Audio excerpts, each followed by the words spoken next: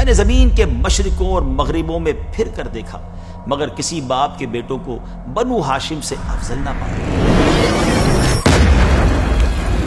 میں قیامت کے دن اپنی امت میں سب سے پہلے اپنی اہل بیت کی شفاعت۔ علماء کرام فرماتے ہیں دنیا سے سادات کرام کا اٹھ جانا قیامت کی نشانیوں میں سے ایک نشانی ہے۔ ان کی محبت عمر کو طویل اور قیامت کے دن چہروں کو منور کرتی ہے، جبکہ ان کا بغض اس سے الٹ برے نتائج کا سبب بنتا ہے۔ جنت کے ہیں بہرے مدح خانے۔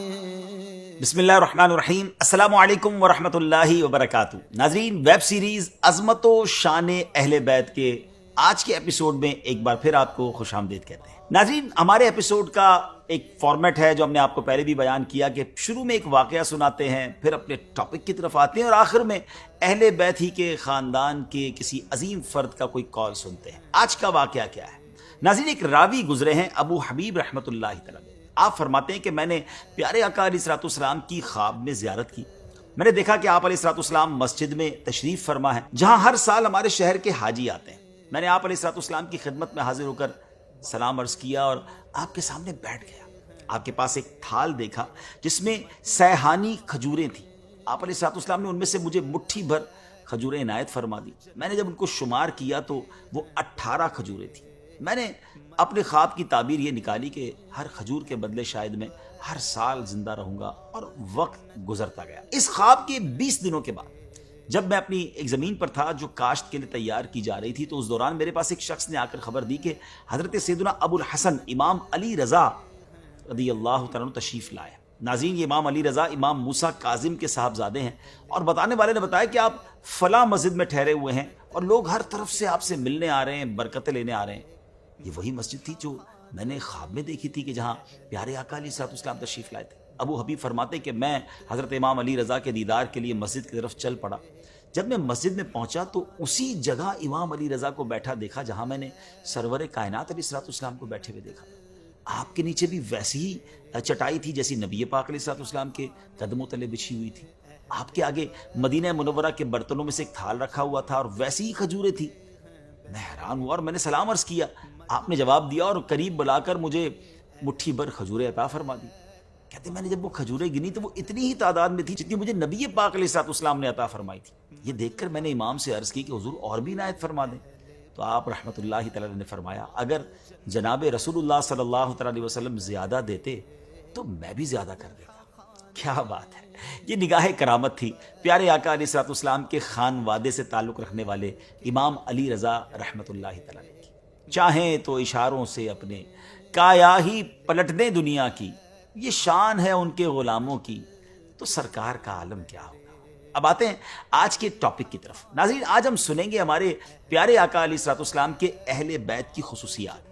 آج ہم انشاءاللہ اپروکسیمیٹلی 10 کے قریب اسپیشلٹیز خصوصیات سنیں گے۔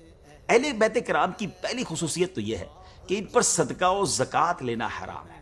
آپ علیہ الصلوۃ والسلام کے ایک چچازاد بھائی ہیں ربیعہ بن حارث۔ ایک مرتبہ یہ اور حضور علیہ الصلوۃ والسلام کے چچا حضرت عباس رضی اللہ تعالیٰ اکٹھے ہوئے اور دونوں نے اپنے بیٹوں یعنی عبد المطلب بن ربیعہ اور فضل بن عباس، ان دونوں کے بارے میں کہا کہ اگر ہم ان دونوں لڑکوں کو نبی پاک علیہ الصلوۃ والسلام کی خدمت میں بھیجیں اور یہ دونوں آپ سے بات کریں کہ آپ ان دونوں کو صدقات کی وصولی یعنی صدقات ریسیو کرنے پر مقرر فرما دیں، اور جس طرح دوسرے ریسیو کرنے والوں کو بھی اس میں سے کچھ نہ کچھ ملتا ہے، اس کا مزدوری ملتی ہے اس کام کے بدلے میں، اس طرح ان کو بھی مل جائے گا اور یہ ان دونوں کا سورس آف انکم بن جائے گا اور یہ اچھا ہو جائے گا۔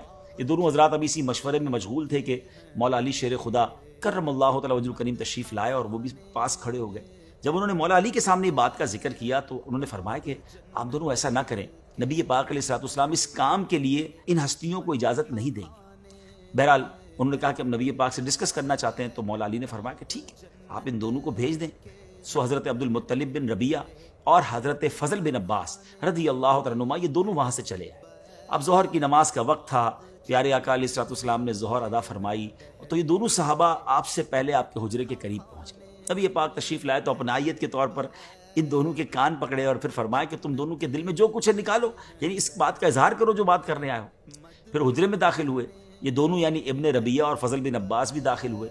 روایت میں آتا کہ ان دونوں نے گفتگو اب ایک دوسرے پر ڈالنا شروع کر دی کہ آپ بات کریں یا آپ بات کریں۔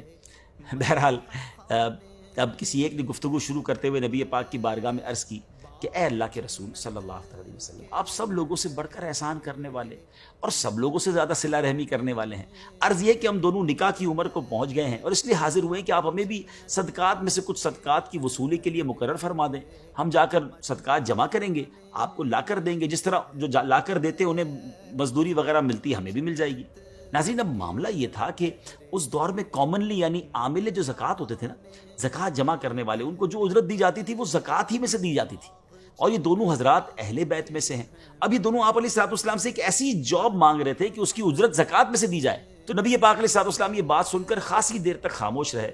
پھر جب یہ حضرات دوبارہ بات اسٹارٹ کرنے لگے تو حضرت زینب رضی اللہ تعالی عنہا نے پردے کے پیچھے سے اشارہ کیا، آپ دونوں بھی بات نہ کریں۔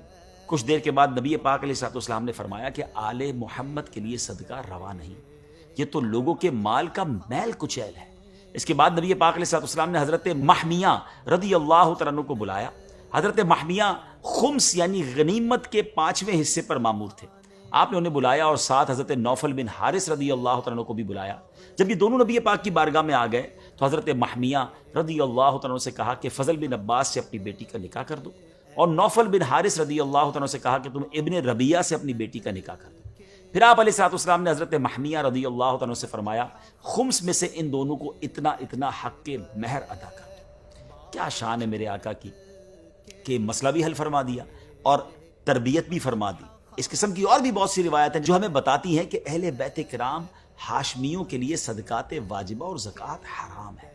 پیارے آقا علیہ الصلوۃ والسلام نے فرمایا اے بنو ہاشم، بے شک اللہ تعالیٰ نے تم پر لوگوں کا دھون، ان کے اوساخ یعنی میل حرام فرمائے ہیں، اور تمہارے لیے اس کے بدلے غنیمت کا 5واں حصہ مقرر فرمایا۔ اہل بیت کی اب دوسری خصوصیت سنتے ہیں، وہ یہ ہے کہ یہ عظیم ہستیاں نسباً تمام لوگوں میں اشرف اور حسباً تمام مخلوق سے افضل ہیں۔ باپ کی طرف سے رشتوں کا نام نسب کہلاتا ہے اور ماں کی طرف سے حسب۔ اہل بیت کرام دونوں جہاد سے افضل ہیں۔ نبی پاک علیہ الصلوۃ والسلام نے فرمایا مجھ سے جبرائیل نے کہا میں نے زمین کے مشارق و مغارب کو چھان مارا مگر محمد صلی اللہ تعالیٰ علیہ وسلم سے افضل کسی کو نہ پایا۔ میں نے زمین کے مشرقوں اور مغربوں میں پھر کر دیکھا مگر کسی باپ کے بیٹوں کو بنو ہاشم سے افضل نہ پایا۔ ایک مرتبہ پیارے آقا علیہ الصلوۃ والسلام ممبر پر تشریف لائے اور فرمایا میں کون ہوں؟ لوگوں نے کہا آپ اللہ کے رسول ہیں۔ آپ نے فرمایا میں محمد بن عبداللہ بن عبد المطلب ہوں۔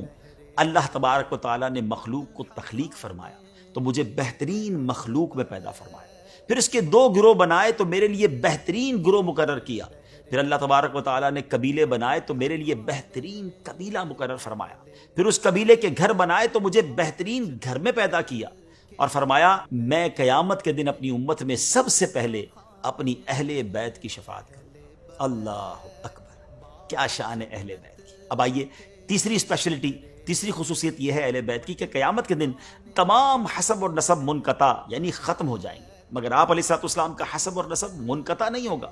آپ علیہ الصلوۃ والسلام نے ایک مرتبہ فرمایا ان لوگوں کو کیا ہو گیا ہے جو یہ کہتے ہیں کہ رسول اللہ علیہ الصلوۃ والسلام کا رشتہ ان کی قوم کو نفع نہیں دے گا؟ کیوں نہیں، بالکل فائدہ دے گا، اللہ کی قسم بے شک میرا رشتہ دنیا و آخرت میں برقرار رہے گا۔ چوتھی خصوصیت یہ ہے کہ اہل بیت اس دنیا کے لیے امان ہے۔ حدیث پاک میں ہے ستارے آسمان والوں کے لیے باعث امن ہیں اور میرے اہل بیت زمین والوں کے لیے باعث امن ہے۔ ایک روایت میں ہے کہ میرے اہل بیت زمین والوں کے لیے امان ہیں، جب میرے اہل بیت نہ رہیں گے اس وقت زمین والوں پر وہ پریشانیاں، وہ نشانیاں ظاہر ہو جائیں گی جن کا ان سے وعدہ کیا گیا ہے۔ علماء کرام فرماتے ہیں دنیا سے سادات کرام کا اٹھ جانا قیامت کی نشانیوں میں سے ایک نشانی ہے، یعنی جب دنیا میں کوئی ایک بھی سید زادے موجود نہیں رہیں گے تب قیامت آ جائے گی، اور اس میں حکمت یہ ہے کہ قیامت بدترین لوگوں پر آئے گی جبکہ سادات کرام دنیا کے بہترین لوگ ہیں۔ اب آتے ہیں 5ویں خصوصیت کی طرف، وہ یہ ہے کہ ان کی محبت فرض ہے، ان کی محبت دین کا حصہ ہے۔ پیارے آقا علیہ الصلوۃ والسلام کے سارے شہزادوں، ساری شہزادیوں سے محبت و عقیدت رکھنا، حسنین کریمین سے لے کر آج تک جتنے سادات کرام ہیں ان سب سے محبت کرنا، ان کا احترام کرنا، اس کی عزت بجا لانا ہم سب پر لازم ہے۔ دلیل وہی آیت مودت ہے، تم فرماؤ میں اس پر یعنی تبلیغ دین پر تم سے کوئی معاوضہ طلب نہیں کرتا مگر قرابت کی محبت۔ علماء کرام فرماتے ہیں رسول پاک علیہ الصلوۃ والسلام کی اہل محبت کی محبت ہم پر واجب ہے، اہل بیت کی محبت ہم پر واجب ہے، اور اس کے کئی اسباب ہیں۔ ایک یہ کہ انہوں نے اسلام قبول کرنے میں سبقت حاصل کی، یہ ان کی بہت بڑی فضیلت ہے۔ دوسرا یہ کہ وہ رسول پاک علیہ الصلوۃ والسلام کے قریبی ہیں، اور یہ امتیاز بہت عظیم ہے۔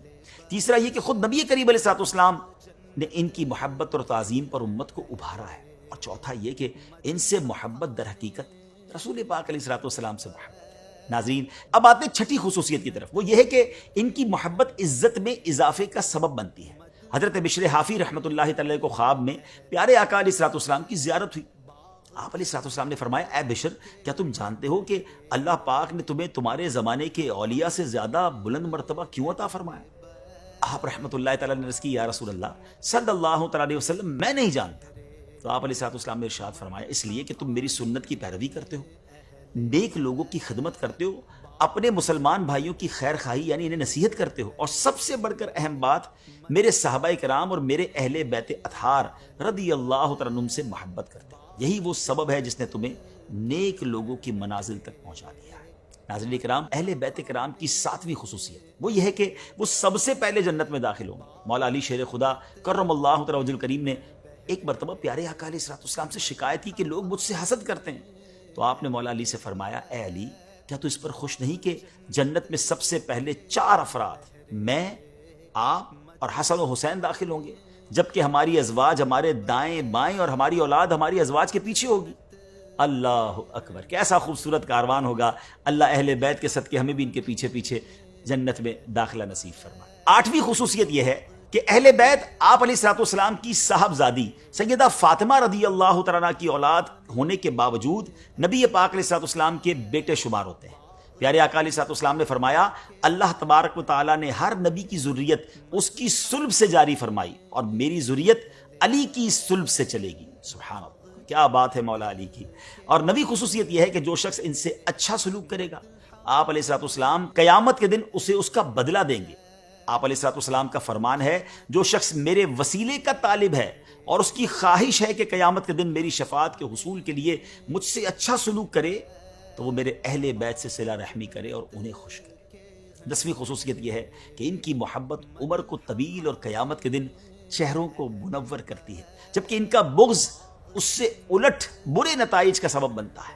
آپ علیہ الصلوۃ والسلام نے فرمایا، جس کی خواہش ہے کہ اس کی موت میں تاخیر ہو جائے اور وہ خدا تعالیٰ کی نعمتوں سے لطف اندوز ہو، اسے چاہیے کہ وہ میرے بعد میری اہل بیت سے اچھا سلوک کرے۔ جو شخص میری آل سے اچھا سلوک نہیں کرے گا، اس کی عمر کٹ جائے گی اور وہ قیامت کے دن ہمارے سامنے بدنما ہو کر آئے گا۔ اللہ اکبر۔ ناظرین، یہ 10 خصوصیات ہم نے اہل بیت کرام کے بارے میں سنی۔ اللہ کریم ہمیں اہل بیت کی سے سچی غلامی نصیب فرمائے، ان سے سچی محبت نصیب فرمائے۔ دیکھیں، آج وہ عظیم ہستیاں تو ہمارے درمیان نہیں ہیں، مگر آل رسول آج بھی تو ہمارے درمیان ہے نا۔ ہمارے آس پاس ہمارے قریب سید صاحبان ہوتے ہیں، کچھ نہ کچھ ان کی خدمت کیجیے، ان کی دعائیں لیجیے۔ ہمیں کسی سید زادے کی اگر خدمت کا موقع ملتا ہے تو یہ انشاءاللہ نبی پاک کی رضا کا باعث ہوگا۔ اب اپنے پروگرام کو، اپنے ایپیسوڈ کو ختم کرنے سے پہلے ایک خوبصورت گولڈن ورڈ سنتے ہیں، خوبصورت کال سنتے ہیں۔ امام تقی محمد جواد رضی اللہ عنہ کا فرمان، آپ فرماتے ہیں، دین عزت ہے، علم خزانہ ہے، خاموشی نور ہے، تنہائی زہد و تقویٰ ہے۔ بدعت جیسی کوئی چیز دین کو نقصان دینے والی نہیں، اور نہ ہی طمع اور حرص جیسی کوئی چیز انسان کو خراب کرنے والی ہے۔ راعی کے ساتھ رعیت کی اصلاح ہوتی ہے، دعا سے مصیبت دور ہوتی ہے۔ جس شخص نے صبر کو سواری بنایا، وہ نصرت کے میدان میں پہنچ گیا۔ جس نے تقویٰ کے درخت لگائے، وہ امیدوں کے پھل چنے گا۔ کیا بات ہے، کچھ ہی جملوں میں کیا کچھ عطا فرمایا۔